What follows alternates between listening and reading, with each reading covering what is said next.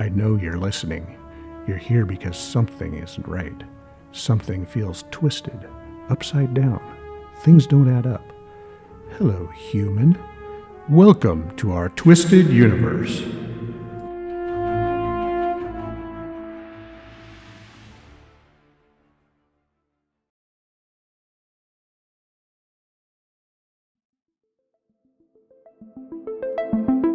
In this episode, we talk with Andrea Firpo, the Psychic Cheerleader. She is focused on soul liberation and embodiment using her psychic and intuitive abilities combined with her background in trauma psychology. With our hosts, Joe and Christy, and joining us again is Bob from Exit the Matrix. Hi, and welcome to our Twisted Universe. Today we're going to be talking to Bob from Exit the Matrix, and our special guest is Andrea Firpo, and she is the Psychic Cheerleader. Hi, everybody. Hi. So how's it going? How are you doing in Portland? I'm doing great. Thank you so much for having me tonight. I appreciate it, or whenever this plays, I guess. Yeah, I was wondering, I'm really curious, how did you get your name Psychic Cheerleader? That's really sweet. So I moved to Portland, Oregon in 2014. And when I came here, just getting to know other healers in the area, I did some research about some psychics, and I went to some body workers and some Reiki masters, and got into plant medicine there for a while. So lots of different things. When I first moved here, I was just trying to get to know my environment and get to know more people, and in the work that I was interested in and wanted to pursue. And so when I first moved here, I stumbled upon Miss Renee, who is in North Portland, and she is a pretty famous psychic here. And she gave me my first reading. This is way before COVID, so we did it in person, and she's fantastic if anyone wants to look her up. And so she was looking at my chart, and when she was reviewing it, she said, if I was going through hell, I would want you by my side. You are a psychic cheerleader. And I thought, at first I kind of laughed at her, and then I thought it was so funny. I started sharing it with all of my friends. And at the time, I wasn't doing everything that I'm doing now. I was still kind of just figuring out what I was doing. And I was in the pursuit of becoming a Reiki master, and also studying with a shamanism group, a local shamanism group here in Portland. And so the name just kind of stuck. Everyone thought that it felt really like a good moniker or encapsulation of what it is that I do and what comes naturally, or what I've been doing since I was a child. I just didn't realize that there was anything special or unique about it, because I didn't really have mentorship in that regard. And I was just kind of out there doing it and not realizing that it was a special ability or that I was gifted in any way. So isn't that funny? Everybody's like, how are you walking around being a psychic and you don't really know? It's just, you probably already had it with you since you were a child, right? Well, everyone does. I mean, we're all born psychic. The longer that we're here and the longer that we're conditioned to believe that we're not able to have these abilities, the more we lose them. So for me, I was, I guess, fortunate in a way that it didn't get completely shut down. And maybe that's, most of the Pisces there, but, I have a lot of Pisces in my chart, but intuitive abilities are very, very, they're subtle. And everyone expects, we're conditioned to believe that, like, a psychic, for instance, is, somebody that wears a turban on their head and has a magic crystal ball and has a tablecloth and can see things that I just have no knowledge of and have no access myself. Like, there's no way that I could come up with that information. I have to go to somebody else outside of me to get information. And it's a secret club, and you've got to be super trained to do it. Or, other people might have the impression of psychics are charlatans, right? That they don't really know what they're doing, or they're just trying to sell you something, or they're very vague in the information that they give you and all of that. And so we have very interesting views about what being psychic is, I think. And, a lot of the work that I do with people is trying to dispel that, or to help them loosen their resistance around that. I also, what was I going to say to that? I was on a roll there.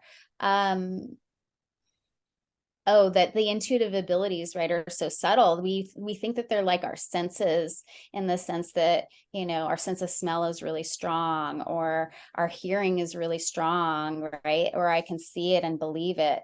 But, there's another way to see things in our pineal gland, with utilizing our pineal gland, that we take for granted. A lot of us, certainly, for instance, have an imagination.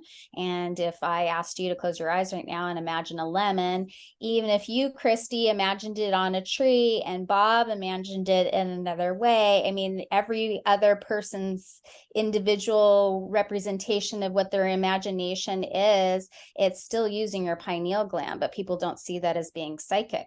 And it's just through practice and through application that you're able to use that in a different way than most people walking down the street would, right? And that's a psychic reading. So people don't realize that is, imagination is essentially the basis, and it's easy to discredit when it is your imagination, right? Because you're just making it up. So a lot of people have resistance around the fact that they could have intuitive abilities, or they don't even know that that's what it is. So you have to kind of recognize that it's there. You have to become aware that it's there all the time. It's there all the time, but you can shut it down, right? Yeah. So for instance, I hear a lot of people talking about being an empath. Yeah. And, it being an empath, you could say essentially is a ability, an intuitive ability. If you enhance that, that's clairsentience. That's the ability to clearly feel, right? To feel so much when you go into a room that you can tell that a bad conversation just happened here, and you can feel the energy in the room when you walk in as a child.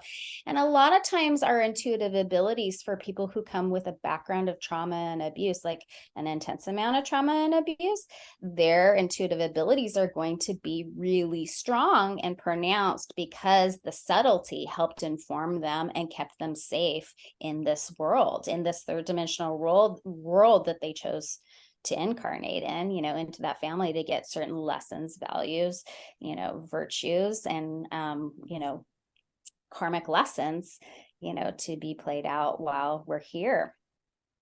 So, yeah. That's an intense statement. You just, Yeah. Which part, the trauma and abuse, or the intuitive abilities and getting enhanced? Yeah, I mean, basically, a small child in a trauma situation becomes like a super empath, because they have to negotiate their environment. Yeah. So it's born out of trauma that I don't think people really realize. Yes, a lot of times it's a way to survive here, or a way to protect ourselves. And for instance, like, I mean, I probably have some pretty profound thinking around this, but I also believe that through the experience of being a child with not very good boundaries, if you weren't taught very good boundaries, right, you can invite anything into your space. Anything. You can invite anything into your auric field. And if you, let's say you do a meditation and you release something and you don't fill yourself back in, you can allow anything into your field. I mean, it's just an energy field, right?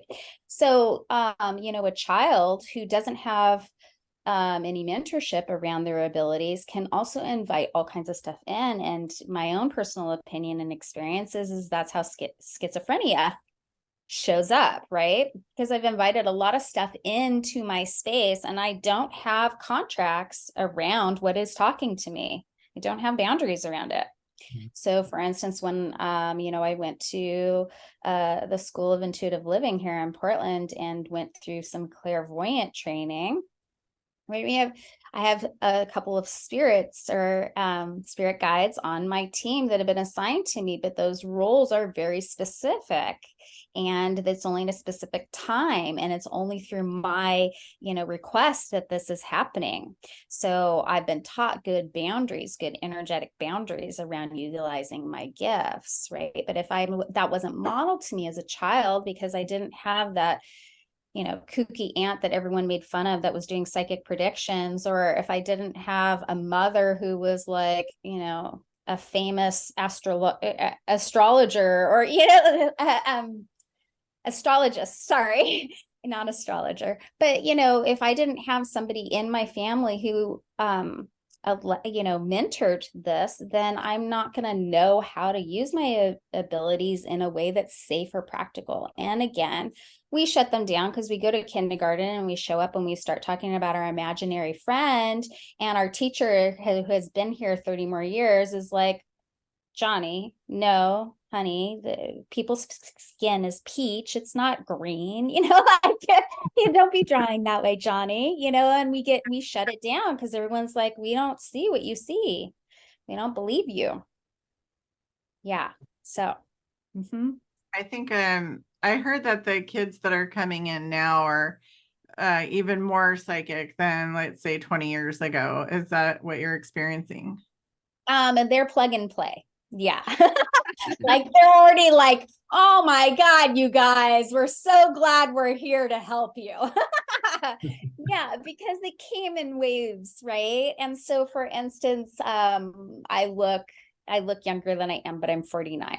So I could be considered the second wave of volunteers. The first wave of volunteers, those are all the people that we made fun of in the 70s, 80s, and 90s who were, considered kooky because they were predicting, the end of the world in 2012, and it was the end of the world, but we all misunderstood what that meant. And, so like, they would be considered the first wave of volunteers, Louise Hay, for instance, or somebody else of that caliber was kind of, out there with the machete paving the way through the jungle. And then my generation kind of came in, and we were like, waking up, we've all woken up much later in life, right? Much later in life. Like I would say that I had multiple awakenings throughout my life, but the biggest, largest awakening was absolutely in like 2007, 2008. So I was like already in my 30s, right? So for me, it was much later. And I find that with generations now, like my daughter is incredibly psychic. She has prophetic dreams. She doesn't know how to, decipher what they mean or anything, but, yes, absolutely. Every generation behind us just has less resistance. And as humanity continues to evolve, and as our vibration is higher, as we receive more, solar energy, as our DNA gets upgraded, as all of those things happen, we are going to essentially, any babies that are coming here are really, really tapped in, or are in two planes at once, or, they are here to help us turn things around, right? You think they have each wave coming in has more abilities and more awareness because the previous waves were gradually more awake and more open to it. And so, those kids didn't get a lot of that stuff taught out of them or conditioned out of them. And so then you create the environment for cultivating those abilities is getting better too as they come along. So well, for sure, we're more open to it. I mean, think about just even the word Reiki. Christy, you mentioned you're a Reiki master, right? Yes. 10 years ago, nobody knew what Reiki was. Right. Yeah. Got a lot of rolling eyes. I used to tell people I was studying Reiki, and they'd be like, oh, what's that? Now I say, oh, I'm a Reiki master. And like, oh yeah, I've heard really good things about that. And it could be somebody that's overworking at Nike, it's like at a coffee, conversation or whatever that's completely out of the ordinary. So, and maybe I'm a little insulated. I live in Portland, right? And we are definitely more progressive, right? But Sure. I'm just saying, just with the proliferation of people being attuned to it, it's being used in hospitals now, it's being used with nurses, it's being used in different ways that just wasn't making progress. And yes, I think that as we lose density, we are more open and receptive to more ways of healing ourselves, right? And we are open to healing ourselves in ways that for most of the world would be considered more Eastern methodology or holistic in nature, right? Mhm. I'm so glad that I lived in Portland for a long time because, yeah, natural medicine is for me for sure. I'm not saying there isn't a place for it, but if I could do it with an herb instead of a pill, you're sure I'm going to, Yeah. for sure. Well, Western medicine was developed for trauma. It is for a traumatic incident. Think of it as like emergency room care. Like ultimately I have a problem and I can't fix it any other way. I'm at the end of the tunnel and I can't see a way out. I've got a cancer diagnosis. Like I just broke my arm. I need surgery of some kind. Like that's how Western medicine really is amazing. I have COVID. I have, whatever it might be, something wrong with me that needs a fix. Or I've got a migraine and I need to take a Motrin right now to shut it down. That's what it's meant for. It was never meant to be preventative. It was never designed to be preventative. It was meant to, take a pill or get it done as a last measure. And so, in blending, preventative medicine or care with a more Western medicine, that's the goal. I mean, we can't do away with penicillin or certain drugs. We need certain things absolutely to elongate our lives here. We've definitely benefited by it, and Yes. we've also not benefited by it. So it's learning a healthy balance. Like I tell people a lot,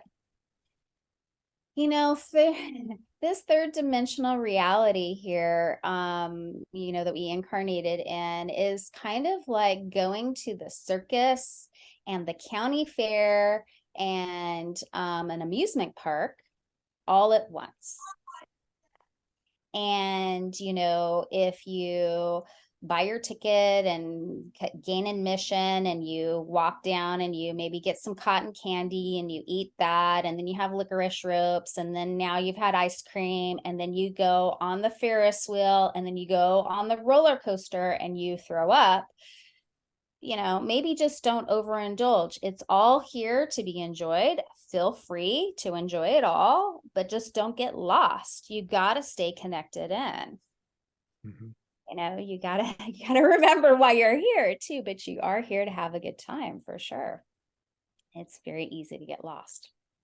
Mm-hmm. And do you think it's outside influences that are trying to maybe pull you away from your joy?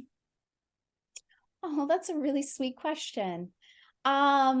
Well, I mean, if we look at it that way, I'm not saying that there aren't outside influences that can pull you away from your joy, but really your joy is in you. So it never really gets pulled away.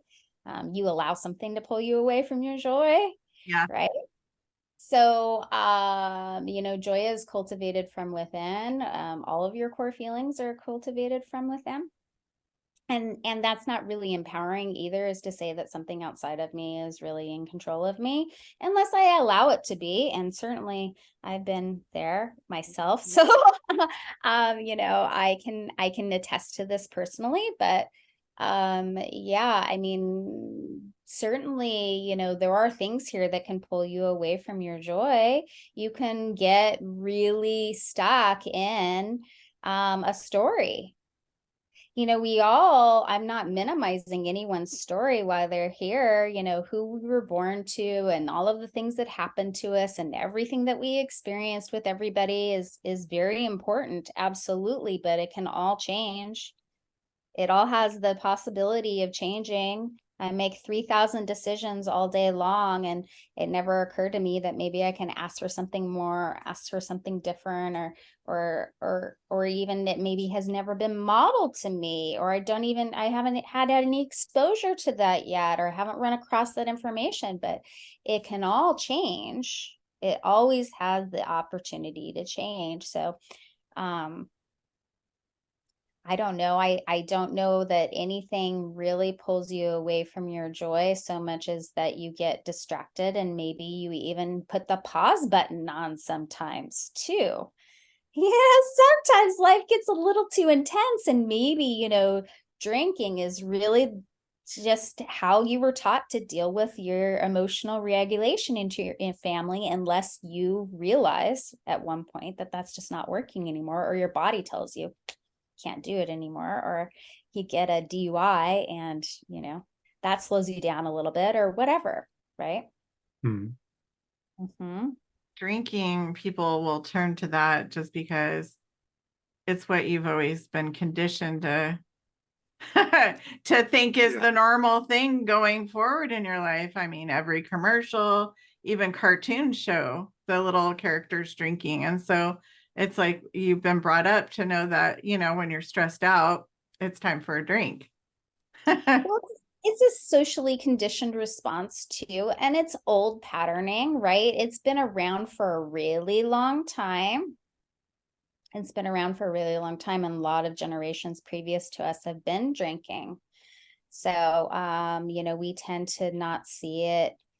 Well, I guess I can't say that. I was going to say we tend to not see it as a bad thing, but there are people out there that see it as a very bad thing. I take that back. So, but yes, I would say that drinking out of anything is definitely the most socially conditioned. And then, probably at this point, marijuana is creeping up there too, depending on what state you live in here in the United States or where you live in the world, right? But that's definitely creeping up as well. Yeah, it's stepping forward for sure. Sure.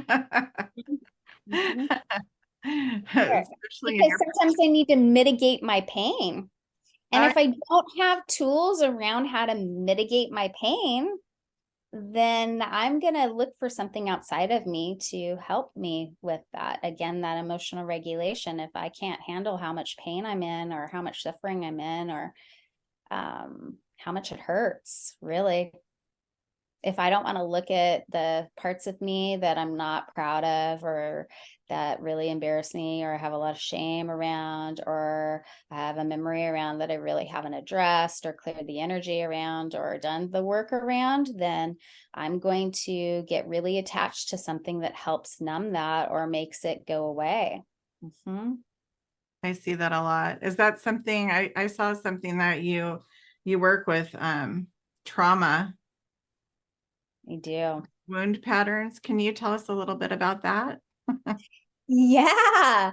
So I come from a background of abuse, all three types. So that's physical, emotional, sexual abuse. And I am a strong believer that we've all experienced trauma at this point. No one has escaped trauma at this point, especially with COVID, or even just driving down the street and seeing an ambulance and seeing a body on the side of the road, right, being covered up, or going to a funeral. And there are plenty of things that are traumatic, right, that we don't attribute to trauma that we are experiencing, that are traumatic, that we store in our energy field, emotionally, physically, spiritually.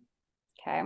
Because we have those different layers of our auric field, we have to heal each of those layers. And that's how a lesson moves through us. Okay. That's how we actually finally let it go. So, yes, you could say that I have a lot of experience with emotional wounding, right? And trauma and abuse.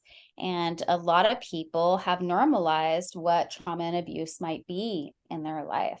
I work with some people who occasionally are like, oh no, I grew up in a family. We all got along. It was all great. And my family was great. And then they do something called a post-traumatic stress index test with me, and they actually see how much they've overcome or normalized or not attributed to right? Trauma and abuse, because we never want to see our family or the people who did love us to the best of their ability, did love and care for us and take care of us and help us grow up. But we have to take responsibility for the fact that that's not the person who's upset. The person that's upset is the child inside of us who didn't get attended to in that particular moment or that particular memory. And there's some healing or there are wounding aspects around it or patterns of belief that I formed at a much earlier age that are still impacting me now when I get triggered. And I'm getting triggered all day long if I don't know how to manage that, or I've never learned how to manage that, or it's never been taught to me. So, I'm essentially walking around with a younger wounded aspect of myself all day long, and I'm holding their hand. And sometimes they're driving the front seat of the car, and then they hop back out and I get back in, and I might be, more rational. And the more rational part of me, the functional adult, might say, well, I'm not upset with my parents. That happened a long time ago. I knew they did their best. I can rationalize it all the time. But the person that's really upset is, the younger aspect of myself who shows up as either something I refer to as the ego state of adapted teen or wounded child. And so how that shows up in your life is, if you had a lot of traumatic experiences at a particular time of your life, and either it was in your teenage years or it was in your younger childhood years, and that is typically where you prefer to hop back to. And you just keep replaying that until you see that as something that you have work to do around, right? A lot of time the people around us see the work that we have to do, that we're just kind of playing it out until someone either brings it to our attention in relationship, or it gets so painful that I have to look at it, right? Because now I got a DUI, or, back to that DUI example, I'm not really addressing it unless I really have to address it, or I know that it's there. And so, I bring more awareness around that, and I help empower other people to do the work around taking responsibility for that, checking in with that, some somatic care about it, whether that's breath work or that's a meditation or that's, a way to self-soothe in some way, or, to constructively give feedback when I'm in a triggered state and what that actually looks like, communication techniques around that, or so we just kind of go in, and it's not like I do change people, but or help them change their lives, but I go in and essentially give you upgraded or updated tools. Like if you were on an episode of Survivor and you had a shovel, but I just handed you a brand new one, and maybe yours had a broken handle and this one's brand new, and I'm like, here, doesn't that shovel a lot better? And you're like, yeah, this is a lot better, thank you. So we're not like completely reinventing you, but I'm going in and helping you learn some new aspects of you, or learn some new techniques, or learning some new things that are making your life so much less complicated and so much clearer, and you have more embodiment in who you really are, as opposed to what the world needs you to be, or how you've been showing up in that relationship, or so we just make boundaries really clear for you, both energetically, spiritually, emotionally, all of those things. So That's really cool. I find it incredibly helpful. The first time ever I went to a psychic, we did some chakra work, and it was just on the sacral chakra. I didn't even know what I was walking into. I was like, oh yeah, let's just clear that out. That sounds good. Do it. Yeah. This is gonna sound, it's really personal. I can't believe I'm gonna share it here with everybody, but so we're clearing it out, and everybody's like, exes are coming up and stuff. And mine was my mom. And I'm like, why is my mom here? I don't understand this. Like, what the hell is going on? And the facilitator was like, well, probably because your mom has certain ideas about relationships and things growing up, she's put her opinions. My mom isn't a fan of men at all. And so, at all. And so growing up, that's all I was conditioned to think. And so like I kept storing all that. And so it was crazy. And after the class, I really felt like I'd lost 50 pounds. I'm sure. It was Because that's how we accumulate energy. I mean, I didn't mean to interrupt you. Sorry, you can finish. No, yeah, no. You know, when I mean, I like to say, like, you are a sponge.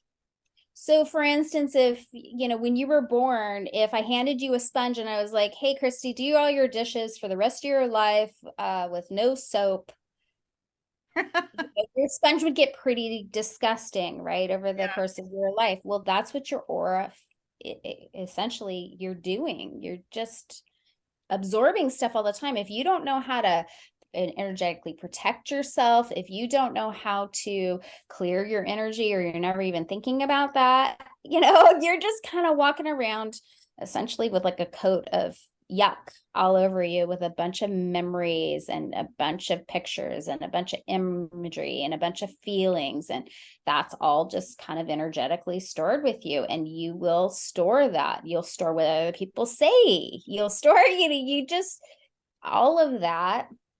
It's no different. Like, I was just watching something on Instagram today about how we pick up cortisol. So like scientifically, we can agree that like when somebody gets stressed, cortisol gets released through their pores and into the air. And if I'm next to that person, even if I'm not stressed, my skin will absorb it and I will become more stressed. I will absorb the cortisol in my body. So now we're starting to see the science there, right? And make it visible. But that's happening on an invisible level all day, every day. Just by me giving you a hug, we are exchanging energy. Well, I hope that you're in a good mood, because guess what? I just got a coat of whatever you just had with you. If I sit on a chair and I haven't cleared the chair, everything that I've thought, everything that everyone's ever touched that chair, put it together, you know, moved it, everything is still there on that chair. Everything is energy. So the only way that most people will believe that is like doing through psychedelics, right? Then they can see like, oh, wow, that furniture is actually really breathing and moving. Yeah, it always was. It always has those layers, but like, I can't see that with my naked eye. I have to do some work around that, right? So yes, we're picking up on energy all the time, and it is impacting us. And a lot of times our energy isn't even our own. We are picking up on other people's feelings, other people's thoughts, other people's stuff, especially if we're an empath and we're absorbing stuff at an unprecedented rate. So I'm not surprised that you were just taking on stuff for your mom, because your job was probably to soothe her and to listen to how horrible men were all day, every day. And, you know, you processed that for her and you were transmuting it constantly as a child, because that's, you know, what children do. Yeah. I just don't think you're walking around trying to live your life and pay your bills and stuff, and you don't know why you feel so heavy. And it's not even just all your stuff, it's everybody else's and all their ideas and conditioning. Having energy work and going to somebody like you, I think can be profoundly life-changing. Have you had any like special clients that just really changed their whole life after sessions with you?